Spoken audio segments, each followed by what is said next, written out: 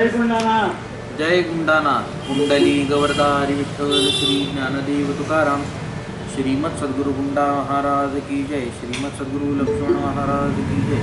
श्रीमद सद्गुरु नारायण महाराज की जय। श्री सिद्ध सिंहासन पीठ की जय। अखंडानंद रूपाय सविज्ञान प्रदायिने भवध्वांत दिनेशाय गुंडाक्षगुरवे नमः। श्रुतिस्मृति पुराणानामालयं करुणालयं नमामि भगवत्पादं शंकरं लोकशंकरं। विज्ञानार्कमरीचिजालनिहता विद्यान्धकारवृजा शब्दब्रह्मसमुद्रमन्थरगिरि सिद्धान्तबद्धव्रता ब्राह्मी नर्तनरङ्गभूमिरसना संशोभिताख्यानना सोऽयं सर्वजगद्गुरुर्विजयते श्रीमान् प्रभुशङ्करः। गुरुन्नत्वा महेशाख्यान् शङ्करं च सुरेश्वरं नैष्कर्म्य सिद्धेर्भाषायां प्रपंचः क्रियते धुना।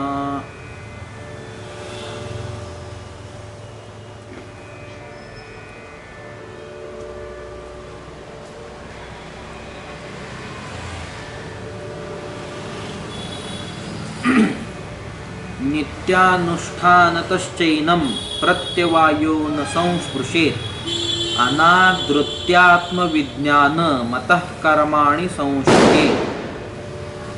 यावन्तश्चेह विद्यन्ते श्रुतयः स्मृतिभिः सह विदधत्युरुयत्नेन कर्मातो भूरि साधनं।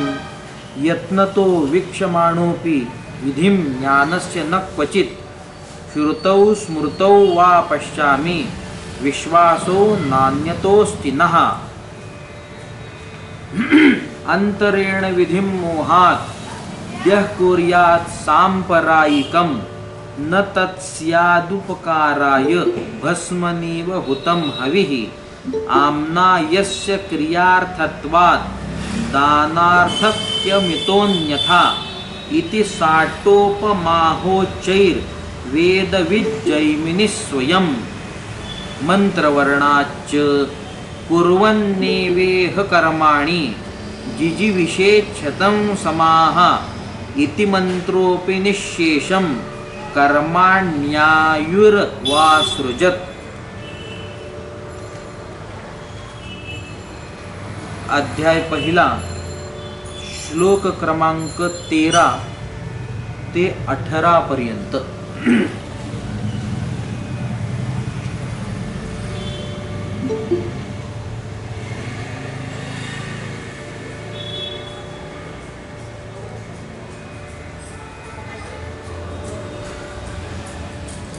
शरीराच्या संबंधाने काही आपण चिंतन करीत आहोत। आरब्धवान असलेले जे पुण्यपाप, त्या पुण्यपापे करून शरीराची उपस्थिती आहे असं चिंतन शास्त्रकारांनी आपल्या समोर मांडले। शरीर जे मला प्राप्त झालं ते जे शरीर सुख दुःखद असं असलेलं जे शरीर आहे, या शरीराच्या उपस्थितीवरून आणि याच्या ठिकाणी असलेल्या सुख दुःखतेवरून धर्माधर्मतेची काही अनुमानता आपल्याला करावी लागते। धर्म आणि अधर्म हे यांच्या मागे कुठेतरी असले पाहिजे असा विचार आपल्याला करता येतो। धर्माधर्म प्रत्यक्ष योग्य नसल्या कारणाने त्यांच्या ठिकाणी अनुमितीने अनुमेयता प्रदान आपल्याला करावी लागते आणि त्या अनुमेयतेने धर्माधर्मतेचं होणारं ज्ञान कर्माकर्मतेच्या संदर्भाने आपल्या पुढे काही चिंतन मांडतं। काहीतरी कर्म आहे, विहित कर्म आणि निषिद्ध कर्म। विहितापासून उत्पन्न होणारं पुण्यरूप कर्म की ज्याला धर्म म्हणा, आणि अकर्मापासून अर्थात निषिद्ध कर्मापासून उत्पन्न होणारं जे कर्म ते पापरूप कर्म अर्थात दुःखरूप कर्म, त्याच्याने आपल्याला दुःखाचा विचार करता येतो। या दोन्ही असलेल्या कर्मांच्या संदर्भाने विचार केला असता या जगतातल्या असलेल्या प्रत्येक गोष्टीसाठी म्हणून काही ना काहीतरी सुख दुःखाची कल्पना करावी लागते। एक आणि एकच कोणती तरी वस्तू सुखरूप असते जगतातली आणि एक आणि एकच वस्तू दुःखरूप असते जगतातली, असा विचार आपल्याला करता येत नाही। मिश्र स्वरूपामध्ये उपस्थिती या जगतातल्या प्रत्येक पदार्थाची असल्या कारणाने किंबहुना जगताचीच असलेली स्थिती ही सुख दुःख रूप अशा पद्धतीने असल्यामुळे आपल्याला विचार करावा लागतो तो कर्माचा, की काय कर्म आहे आणि काय अकर्म आहे. मग जे अकर्म म्हणून सांगितलं त्या अकर्म या शब्दामध्येच कर्तुम योग्यता नाही असं ते कर्म असल्यामुळे जे कर्म करावयाचंच नाही असं जे कर्म ते कर्म प्रतिषिद्ध कर्म म्हणून शास्त्राने प्रतिपादन केलं. निषिद्ध कर्मस त्याज्यस्तथा असं सुरेश्वराचार्य मागच्या श्लोकामध्ये म्हणतायत. मागचा श्लोक ज्यावेळी तपासला गेला त्यावेळी निषिद्ध कर्माच्या संदर्भाने सुरेश्वराचार्य चिंतन करताना म्हणतात हे त्याज्य कर्म आहे. त्याज्यता आणि न करणे हा प्रकार निराळा आहे. न करणे हा प्रकार जे कर्म करणं शक्य आहे, करणं योग्य आहे वा करण्याचा विधी शास्त्राने प्रतिपादित केलेला आहे, परंतु काही कारणास्तव ते कर्म करावयाचं नाही असं जर कुठे गृहीत धरलं असेल तर ते कर्म करण्याच्या योग्यतेचं असल्यामुळे करू नये असं विधान आम्हाला करावं लागतं. करू नये असं म्हणत असताना अकुर्वतः असं म्हणत असताना त्याज्यता त्या कर्माची आम्ही सांगतोय असं मुळीच शास्त्राला म्हणायचं नाही. किंबहुना जैमिनीकृत असलेल्या पूर्वमीमांसेचा तसा कोणताही अट्टहास नाही. निषिद्ध कर्माच्या संदर्भाने चिंतन करीत असताना जैमिनी मुनींनी म्हणजे पूर्व मीमांसेचे जे प्रमुख आचार्य आहेत त्या जैमिनी मुनींनी निषिद्ध कर्माला त्याज्यच मानलं. निषिद्ध कर्म करूच नये अशा पद्धतीने चकारात्मक विधान त्या निषिद्ध कर्माच्या संदर्भाने असल्या कारणानं पूर्वाचार्याचे मंडन मिश्र जे उत्तम श्रेष्ठ मीमांसक होते ते श्रेष्ठ असलेले मीमांसक स्वतःची धार इथे दाखवून देत आहेत. त्याज्यस्तथा एक शब्द त्यांचा जो पूर्वाश्रमाचा संस्कार किंवा जे विज्ञान त्यांनी मिळवलं होतं ज्याच्यामध्ये परिश्रम त्यांनी केले होते त्या असलेल्या परिश्रमाचा जो तात्पर्य भाग आहे तो तात्पर्य भाग इथे मात्र निश्चित त्यांनी करून दाखवला की काम्य कर्माच्या संदर्भाने विचार करा. काम्य कर्म हे विहितच कर्म आहे, पण काम्य हे विहित कर्म असून सुद्धा त्याच्या संदर्भाने साध्याचा जर काही विचार केला, मोक्षरूप अशा साध्याचा जर विचार केला आणि त्या मोक्षरूप साध्याच्या संदर्भाने क्रिया साध्यतेचा जर विचार केला, म्हणजे क्रिया हे ज्याचं साधन आहे आणि त्या क्रियेने मोक्षरूप नावाचं हे फल म्हणजे हे साध्य आम्हाला मिळणार आहे असा ज्यावेळी विचार केला जातो त्यावेळी मात्र सांगावं लागतं की काम्यरूप असलेली सगळी कर्म करू नये अकुर्वतः. आणि निषिद्ध कर्माचा विचार केवळ मोक्षरूप असलेल्या साध्याच्या प्राप्तीसाठी त्याज्य रूपाचा आहे का, तर केवळ का मोक्षासाठी म्हणून तो त्याज्य रूपाचा नसून स्वरूपाने तो त्याज्य आहे. त्याच्या ठिकाणी कधीही कर्तेपण करणेपण करणीयता कधीही येऊ शकत नाही. सातत्याने अकरणीयता त्याच्या ठिकाणी असल्यामुळे निषिद्ध कर्म हे त्याज्य रूपाने सांगितलेलं आहे. जर काम्यकर्माच्या संदर्भाने अकुर्वन अशा पद्धतीने जर शब्दाचा उपयोग केला गेलेला असेल तर त्या काम्यकर्माचं काहीतरी फल असं असलं पाहिजे की ज्या फले करून मोक्ष नावाच्या फलामध्ये प्रतिबंध उत्पन्न होत असेल. कोणतंही कर्म करा म्हणून सांगितलं जिथे जिथे असेल तिथे तिथे शास्त्राने विधीचं प्रतिपादन केलेलं आहे असं चिंतन शास्त्रकारांनी मांडलं. विधी म्हणजे अमुक अमुक गोष्ट केली पाहिजे, केली करा असं जिथे जिथे विधान आहे तिथे विधी म्हणून आहे. आणि अमुक अमुक गोष्ट करू नये तिथे निषेधाचा विचार केलेला आहे. मग ही गोष्ट अमुक करावी आणि अमुक गोष्ट करू नये असं जे काही कथन केलेलं असतं ते कथन मात्र जे फल अपेक्षित आहे वा जे फल मिळवायचं आहे, जे फल प्राप्त करून घ्यायचं आहे त्या प्राप्त करून घ्यावयाच्या असलेल्या फलाच्या प्रतिबंधाच्या संदर्भाने हे सगळं चिंतन असल्यामुळे आम्हाला विचार करावा लागतो की कोणती गोष्ट टाळली पाहिजे आणि कोणती गोष्ट केली पाहिजे. अदृष्ट असलेल्या फलाच्या संदर्भाने शास्त्रकार इथे विचार करीत असल्यामुळे आम्हाला या सगळ्या असलेल्या विधीचा आणि निषेधाचा विचार प्राथमिकतेने करावा लागतो. प्राथमिकता जर या विचाराला दिली नाही तर मोक्ष जो पूर्वमीमांसकांच्या परिभाषेत अदृष्ट नावाचं फल आहे, त्या अदृष्ट असलेल्या मोक्षरूपी फलाची प्राप्ती आम्हाला होणार नाही. वेदांती असलेल्या, सिद्धांती असलेल्या, उत्तर मीमांसक असलेल्या शेवटचे जे वेदांती सिद्धांती म्हणजे शंकराचार्य मतानुयायी असलेल्या सिद्धांत मतामध्ये मोक्ष हे दृष्टफल सांगितलं असल्यामुळे त्याचा विचार थोडासा निराळा.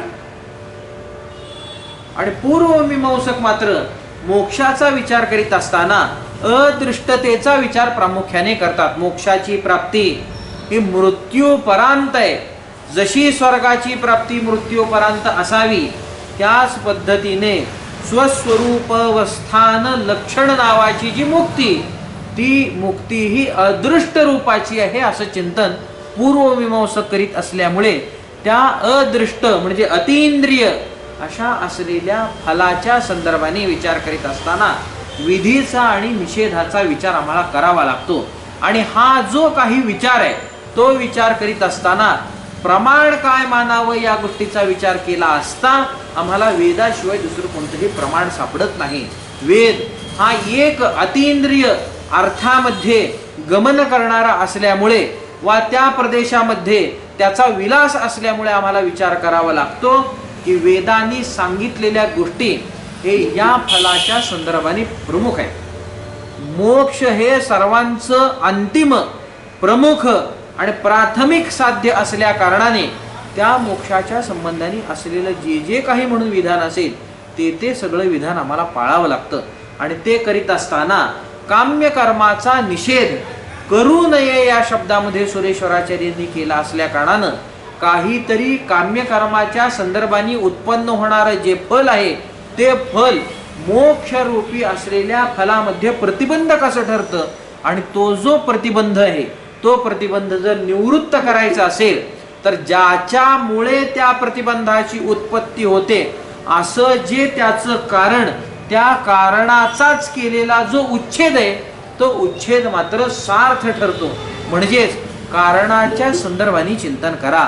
काम्य कर्म आहे आणि काम्य कर्म केला असता काय फल मिळतं याचा विचार करताना सुरेश्वराचार्य म्हणतायत काम्य कर्म फलम तस्मात् देवादिमम न ढौकते.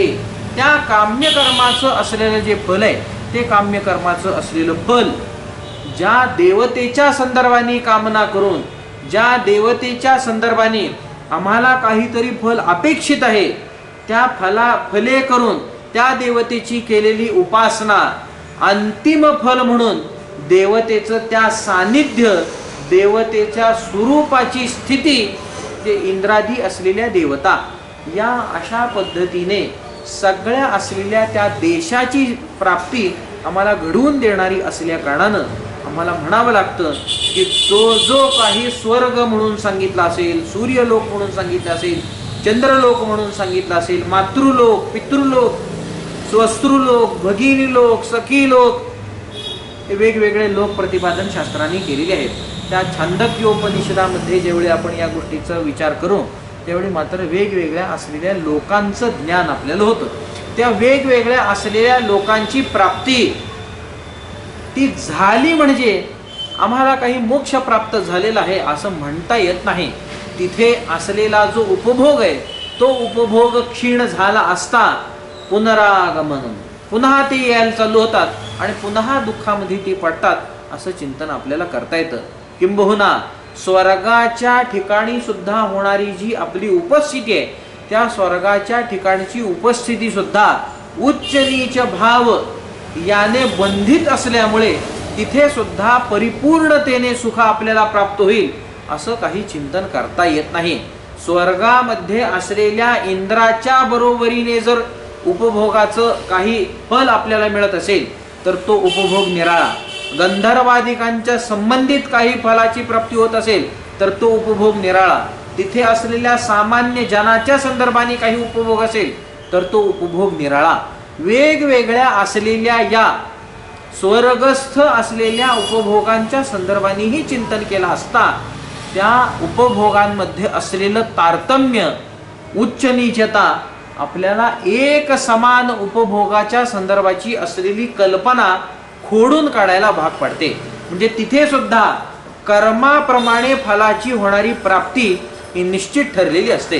म्हणजे जसं कर्म असावं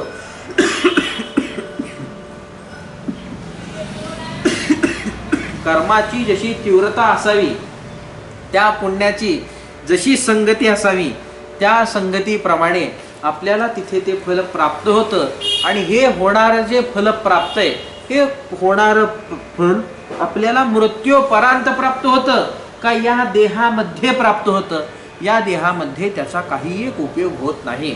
या देहामध्ये प्राप्त होणारं फल, हे फल निश्चित माझ्या काही कर्माच्या एका स्वतंत्र अंशे करून जरी असलं तर त्या स्वतंत्र अंशाला प्रारब्ध अंशाची असलेली जी साथ आहे, ती साथ आपल्याला टाळता येत नाही. प्रयत्न अति करून एखादी गोष्ट जरी मिळवता आली तरी त्या वस्तूचा उपभोग हा पुन्हा प्रयत्नाने करता येत नाही. प्राप्ती प्रयत्नपूर्वक असते, उपभोग जो आहे तो उपभोग मात्र प्रयत्नपूर्वक असेलच असं आपल्याला चिंतन करता येत नाही. आणि त्या उपभोगामध्ये प्रारब्धांशाची स्थिती मानावीच लागते. मनुष्याच्या असलेल्या कोणत्याही स्थितीमध्ये, कोणत्याही उपस्थितीमध्ये एक प्रारब्धांश मानावा लागेल आणि एक स्वतंत्र अंश मानावा लागतो. आणि जो स्वतंत्र अंश आहे तो प्रयत्नाच्या ठिकाणी योग्य आहे, पण जो प्रारब्ध अंश आहे तो प्रारब्ध अंश मात्र आपल्याला मागील असलेल्या कर्माप्रमाणेच असतो. म्हणजे मागील केलेली जी कर्म आहेत, ती मागील केलेली कर्म निश्चित आत्ता फलप्रद होत आहेत असा आपल्याला विचार करावा लागेल. मागं कर्म केलं, पूर्वी कर्म केलं आणि त्या कर्माची प्राप्ती, त्या कर्मफलाची प्राप्ती आत्ता मला होते हा विचार केला असता थोडासा काहीतरी वेगवेगळालेपणा आपल्याला दिसून येतो. कर्म आहे आणि कर्मफल आहे. अमुक कर्मापासून अमुक कर्मफलाची प्राप्ती होते असं ज्यावेळी चिंतन केलं जातं त्यावेळी ते जे कर्मफल ते साध्य रूप होतं आणि त्याच्यासाठी म्हणून जे कर्म केलं ते कर्म साधन रूप अशा पद्धतीने होतं. जोपर्यंत कर्म आणि कर्मफलामध्ये साध्य साधन भावाची सिद्धी होत नाही तोपर्यंत अमुक एक कर्म, अमुक एक कर्माचं फल आहे असं आपल्याला म्हणता येत नाही. म्हणजे साध्य साधन भावाचा विचार कर्माचा आणि कर्मफलाच्या संदर्भाने आपल्याला करावा लागतो. साध्य साधन भावाचा ज्या ज्यावेळी विचार केला जाईल त्या त्यावेळी मात्र आम्हाला म्हणावं लागतं साधन साध्याच्या पूर्वक्षणी अव्यवहित पूर्वक्षणी उपस्थित असलं पाहिजेत का नको? त्याच्या ठिकाणी अव्यवहित पूर्वत्व नावाचा धर्म राहिला पाहिजेत का नको? जे म्हणून साधन सांगायचं ते साधन अव्यवहित पूर्वत्व धर्माने युक्त असतं आणि जे जे अव्यवहित पूर्वत्व धर्माने युक्त असतं आणि असं काहीतरी फलप्रद असतं त्याच्या संदर्भाने साधनत्वाचा विचार आम्हाला करता येतो. आणि साध्याच्या संदर्भाने विचार करीत असताना साधनाच्या अव्यवहित उत्तर क्षणी जे उपलब्ध असतं ते साध्य आहे असं म्हणा. म्हणजे साध्याच्या संदर्भाने अव्यवहित उत्तरत्व नावाचा धर्म राहतो.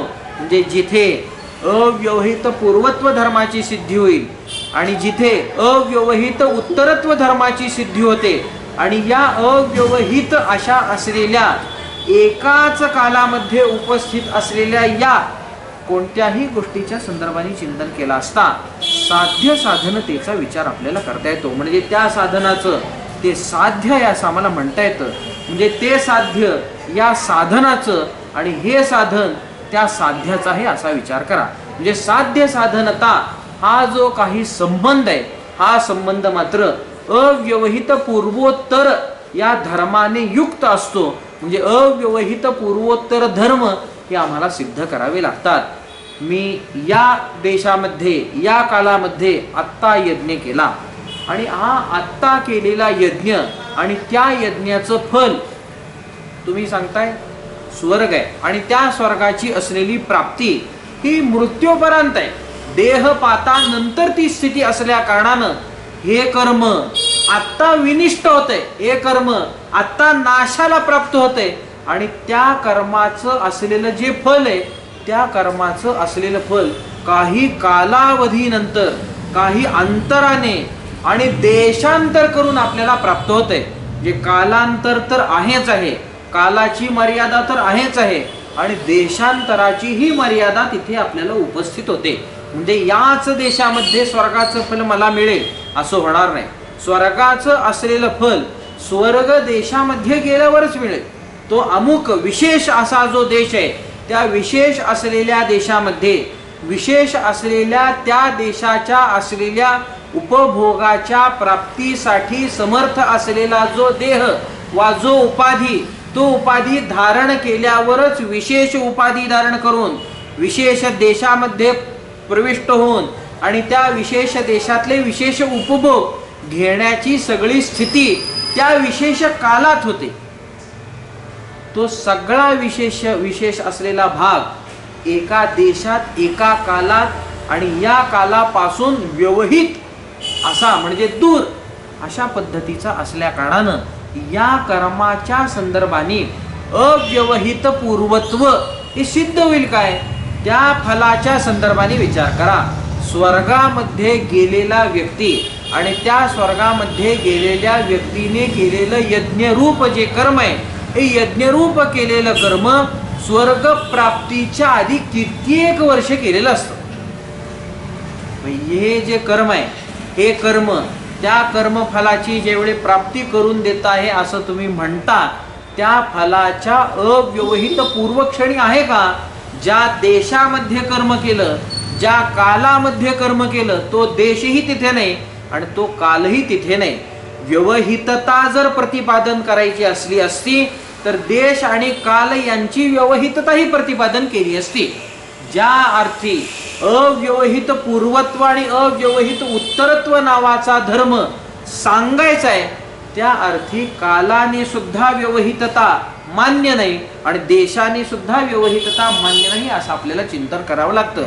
यज्ञ करायचा पृथ्वीत, यज्ञ करायचा अमुक एक गावात आणि त्याचं फल मृत्यूपर्यंत काहीशे वर्षानंतर स्वर्ग नावाच्या देशामध्ये आणि स्वर्ग नावाच्या देशातल्या कालामध्ये आपल्याला उपभोगता येतं.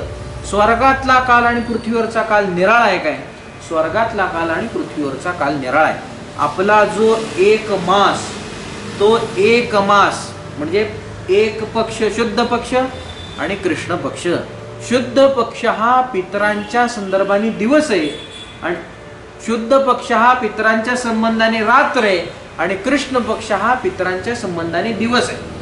म्हणजे एक मास आपला गेला की तो जो एक मास होतो, तो एक मास पितरांच्या संदर्भाने एक दिवस आहे.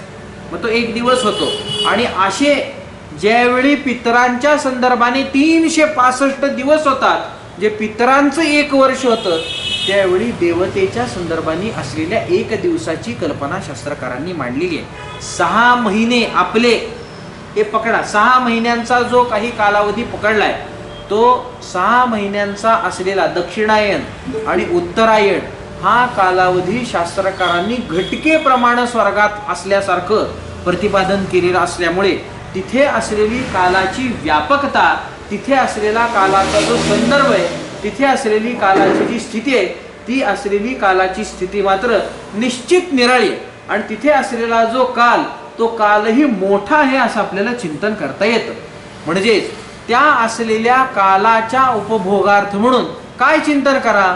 त्या असलेल्या कालाच्या उपभोगार्थ म्हणून आम्हाला असं चिंतन करावं लागतं, त्या कालामध्ये असलेला तितका कालवान, तितका दीर्घ असलेला उपभोग जर आम्हाला घ्यावयाचा असेल तर या पृथ्वीमध्ये असलेला जो स्वर्गाच्या दृष्टीने असलेला जो न्यूनकाल, त्या न्यूनकालामध्ये केलेलं 1 तास, अर्धा तास, 2 तास, दिवस, ते दर्श पूर्ण असे जे काही यज्ञ आहेत, ते यज्ञ 1 मासाचे, 2 मासाचे असे केलेले हे सगळे पौर्णिमांत असलेले यज्ञ, पौर्णिमेचा पौर्णिमेला करावा, अमावस्येचा अमावस्येला करावा, असे असलेले सगळे यज्ञ किंवा दीर्घकालीन असलेली सगळी सत्र ही वर्षभराची जरी असली तरी या वर्षाच्या असलेल्या यज्ञांचं फल म्हणून दीर्घकाल त्या स्वर्गामध्ये आम्हाला उपभोग व्हावा, अशी काही स्थिती कल्पनेनेही आम्हाला मांडता येत नाही.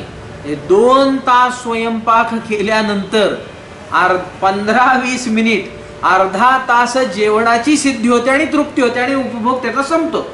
म्हणजे जास्ती कर्म करावं आणि कमी उपभोग घ्यावा असा असलेला जो व्यावहारिक अनुभव आहे, त्या व्यवहाराच्या असलेल्या अनुभवे करून आम्हाला ही गोष्ट मानता येत नाही की इथे आम्ही तासाभराचं कर्म करू आणि तिथे आम्हाला काहीशे वर्षाचं फल प्राप्त होतं.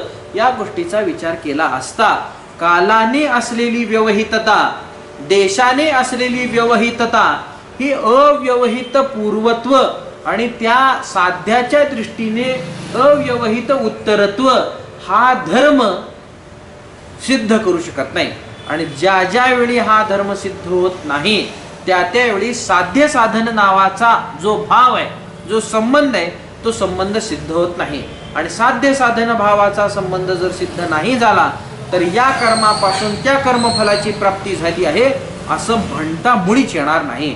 म्हणजेच हे जे यज्ञरूप कर्म तुम्ही सांगताहे त्या यज्ञरूप असलेल्या कर्माच्या संदर्भाने अव्यवहित पूर्वत्व नावाचा धर्म सिद्ध होत नसल्या कारणानं, म्हणजे जवळचा, साध्याच्या जवळचा आणि पूर्वक्षणी उपस्थित असलेला असा धर्म की जो कर्माच्या संदर्भाने, यागाच्या संदर्भाने उपस्थापित होत नसल्या कारणानं स्वर्ग जे काही म्हणून फल सांगितलं त्या फलाच्या संदर्भाने असलेली ही त्याची स्थिती उपस्थित होत नसल्या कारणानं ते साधन आहे असं मला म्हणता येत नाही. म्हणजेच यज्ञाच्या संदर्भाने श्रुतीने प्रतिपादन केलेलं स्वर्ग कामो यजेत यागेन स्वर्गम भावयेत अशा पद्धतीचा असलेला श्रुती आणि श्रुत्यर्थ, तो श्रुत्यर्थ आणि श्रुती याच्याशी सगळा विरोध संपादित होत असल्या कारणाने आम्हाला म्हणावं लागतं की अशा पद्धतीने साध्य साधन धर्माचा जो काही अभाव सिद्ध होतो त्या अभावे करून मात्र अशा पद्धतीने कर्म आणि कर्मफल सिद्ध होत नाही. म्हणजे असं खरंच होतं काय? श्रुतीवर येणारं अप्रामाण्य, या श्रुतीवर येणाऱ्या अप्रामाण्याचा विचार केला असता पूर्वमीमांसक इथे म्हणतायत की ही गोष्ट बरोबर आहे. अव्यवहित पूर्वत्व आणि अव्यवहित उत्तरत्व हे त्या कर्माच्या संदर्भाने असलं पाहिजेत. आणि कर्माची असलेली जी प्रवृत्ती आहे ती कर्माची असलेली प्रवृत्ती तृतीय क्षण वृत्ती ध्वंस प्रतियोगी अर्थत्वाने संपन्न आहे. म्हणजे तिसऱ्या असलेल्या क्षणामध्ये ज्याचा नाश राहतो असा जो अर्थ आहे व असा जो धर्म आहे तो धर्म कर्माच्या ठिकाणी आहे. पहिल्या क्षणात कर्माची उत्पत्ती होते, दुसऱ्या क्षणामध्ये त्याच्या ठिकाणी असलेली जी स्थिती आहे म्हणजे उपभोग आहे तो होतो आणि तिसऱ्या क्षणामध्ये त्याच्या संदर्भाने नाशाची प्रक्रिया घडते आणि पुन्हा मग चौथा क्षण उत्पत्ती, स्थिती आणि नाश असा पकडा. म्हणजे तृतीय क्षण वृत्ती ध्वंस प्रतियोगी अर्थत्व ज्या कर्माच्या संदर्भाने असलेला जो स्वभाव आहे तो स्वभाव असा आहे हे पूर्वमीमांसकही मान्य करतात. पूर्वमीमांसक म्हणतात हा कर्माचा असलेला स्वभाव असा जरी असला तरी त्या श्रुत्यर्थाच्या संदर्भाने, श्रुतीवर येणाऱ्या अप्रामाण्याच्या संदर्भाने चिंतन केला असता श्रुतीवर येणारं अप्रामाण्य कदापि स्वीकारणीय नाही. मग ते पूर्वमीमांसकांनाही स्वीकारणीय नाही आणि ते उत्तरमीमांसकांनाही स्वीकारणीय नाही. पूर्वमीमांसक आणि उत्तरमीमांसक हे दोन्हीही असलेली मीमांसक सर्वथैव प्रत्येक वेळी विरोधच करतात असं काही नाही. दोघं कुठेतरी ऐक्यमत्यवान आहेत का नाही, दोघांचंही एका ठिकाणी कुठे ना कुठेतरी एकमतता प्रतिपादित होते आणि त्या एकमततेचं प्रतिपादन करीत असताना थोडासा विचार केला असता आपल्याला म्हणावं लागतं शरीराच्या असलेल्या उपस्थितीच्या संदर्भाने पूर्वमीमांसक हे म्हणतायत धर्माधर्माची समानता शरीरासाठी आहे आणि उत्तरमीमांसकही म्हणतायत धर्माधर्माची समानता शरीरासाठी आहे.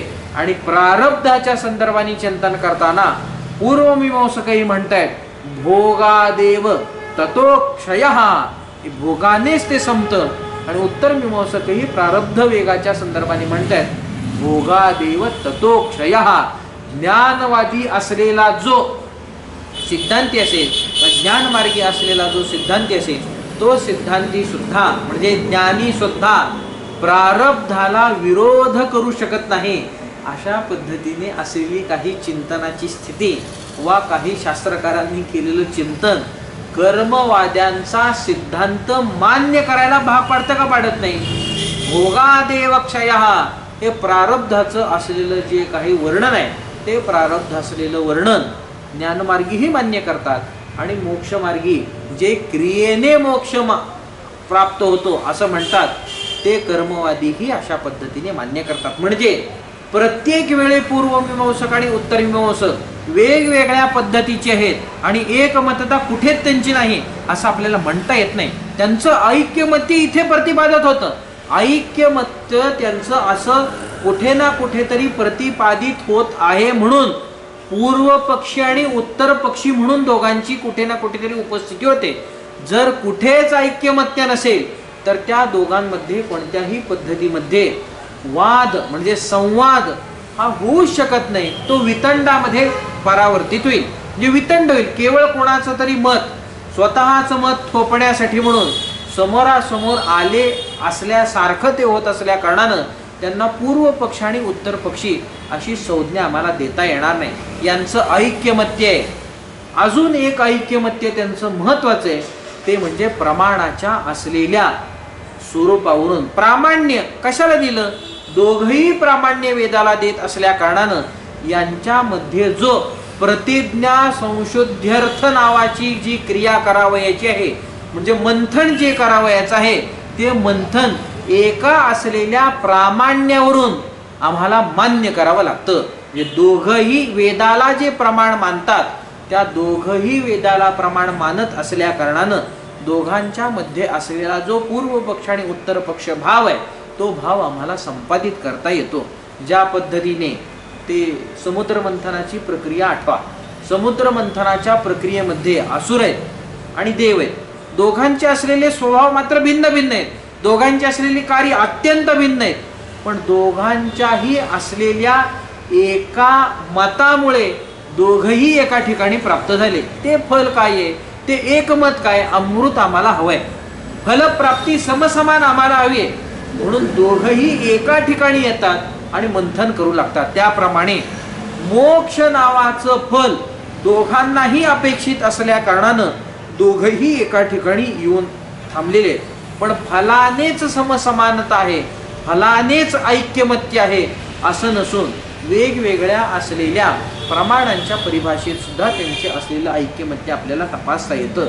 या अशा असलेल्या पूर्व पक्षाच्या संदर्भाने चिंतन करीत असताना आणि उत्तर पक्षाच्या संबंधाने चिंतन करीत असताना आम्हाला असं चिंतन करावं लागतं की हे जे काही फल तुम्ही सांगताय स्वर्गरूपी असलेलं फल ते स्वर्गरूपी असलेलं फल तृतीय क्षण वृत्ती ध्वंस प्रतियोगी अर्थ वान असलेलं जे कर्म त्या कर्माच्या संदर्भाने अव्यवहित पूर्वत्व नावाचा धर्म सिद्ध होत नसल्या कारणानं स्वर्ग नावाचं जे साध्य त्या साध्याच्या संदर्भाने अव्यवहित उत्तरत्व नावाचा धर्म तोही सिद्ध होत नसल्या कारणानं स्वर्गाच्या संदर्भाने यज्ञ करावा अशा पद्धतीची असलेला जो काही कर्माचा प्रकार आहे तो कर्माचा प्रकार मात्र कुठे ना कुठेतरी खंडित होतोय असं चिंतन करता येतं.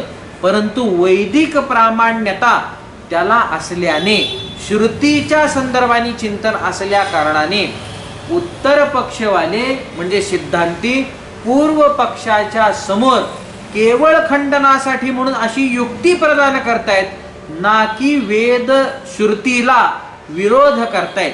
म्हणून तिथे अशी युक्ती प्रतिपादन करून पूर्व पक्षाचं मत ऐकून घेतायत. इथे जैमिनी मुनी असं प्रतिपादन करतायत की अव्यवहित पूर्वत्व नावाचा धर्म कर्म जे तृतीय क्षणामध्ये विनष्ट होतं त्या कर्माच्या संदर्भाने आहे का नाही हा जरी भाग वेगळा असला तरी त्या कर्माच्या संदर्भाने आणि त्या कार्याच्या संदर्भाने जे कर्मफल आहे त्या कार्याच्या संदर्भाने आणि हे जे कारण आहे या कारणाच्या संदर्भाने आम्हाला काहीतरी गोष्ट मानावी लागते.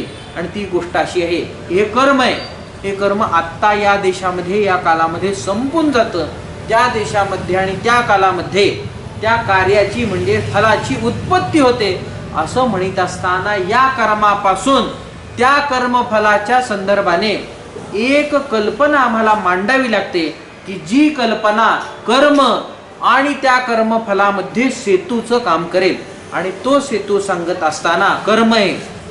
कर्म उत्पन्न काय करतं? एक तर पाप उत्पन्न करेल, नाही तर पुण्य उत्पन्न करेल. दोन गोष्टी आहेत, एक पाप किंवा पुण्य. धर्माची तरी प्राप्ती होते किंवा अधर्माची तरी प्राप्ती होते. धर्म आणि अधर्म कर्माप्रमाणे प्रत्यक्ष योग्य आहेत का? कर्माप्रमाणे प्रत्यक्ष योग्य नाही. कर्म प्रत्यक्ष योग्य आहे का? हो, जी क्रिया आहे ती जर प्रत्यक्ष योग्य आहे ना.